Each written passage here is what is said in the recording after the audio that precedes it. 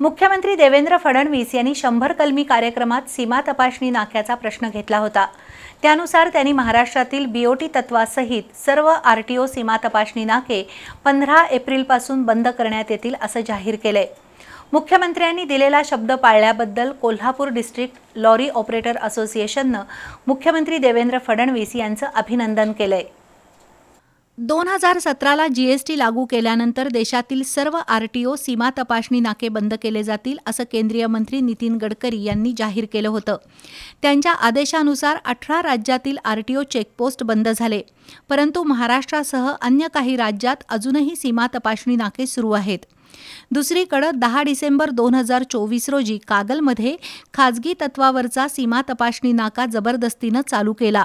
याबाबत Kolhapur district lorry operator असोसिएशननं वारंवार आंदोलन केलं होतं। त्यानंतर मुख्यमंत्री देवेंद्र फडणवीस यांनी त्यांच्या 100 कलमी कार्यक्रमामध्ये सीमा तपासणी नाक्याचा प्रश्न घेतला होता। त्यानुसार रविवारी त्यांनी महाराष्ट्रातील बीओटी तत्वासहित सर्व आरटीओ सीमा तपासणी नाके 15 एप्रिलपासून बंद करण्यात येतील असं जाहीर केलंय। त्यामुळे मुख्यमंत्र्यांनी दिलेला शब्द पाळल्याबद्दल कोल्हापूर डिस्ट्रिक्ट लॉरी ऑपरेटर असोसिएशनतर्फे मुख्यमंत्री देवेंद्र फडणवीस यांचं अभिनंदन करण्यात आलं।